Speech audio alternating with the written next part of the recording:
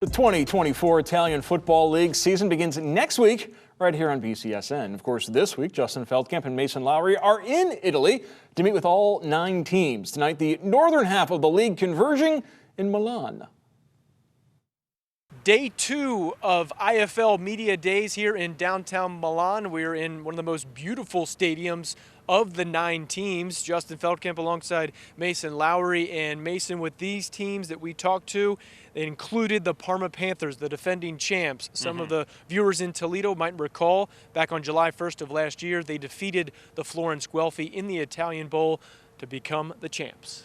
Yeah, and I fully believe that the Italian Bowl champion for 2024 is going to come from one of the 5 teams at this media day. I think the Parma Panthers, as much as Brian McKitty, their head coach, may not want to acknowledge it, they have a big target on their backs coming into this season, and they return one of the better players in the league, Ryan Minetti, great two-way standout, came in last year to be a defensive back, got thrust into a major role at tailback, and boy did he deliver. He was awesome on both sides of the ball. He's a really good player, a terrific piece for them to build around.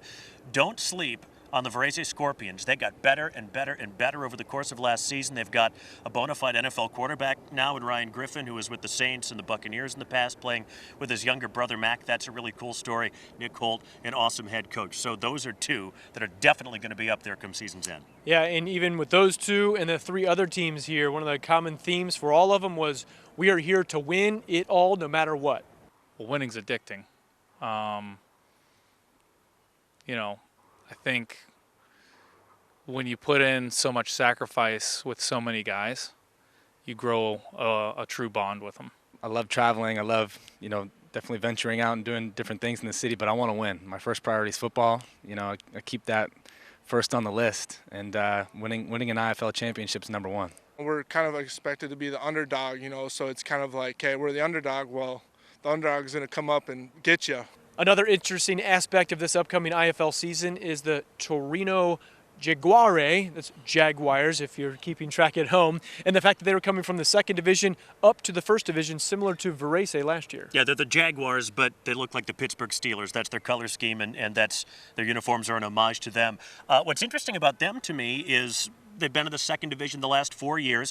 They've been waiting for a young crop of players to get old enough and big enough to compete at this level. Their run game coordinator, Stefano, was telling us we've been waiting on this group, and as soon as they got physically ready to compete at this level, we're going to be promoted. They got to the semifinals in the 2nd division last year. They've got a really robust youth system, which is something that a lot of the teams in this league do not have. So there may be some growing pains early on, but we already touched on Varese a little bit. Got better over the course of last year as a lot of 2nd division players got used to playing in the IFL. Same could be said for them. And they are going to be featured in our first Week 1 game of the week coming up next week on BCSN. Torino will take on the Milano Rhinos, correct? The team that plays right here in this stadium. For Mason, I'm Justin. Back to you guys in Toledo.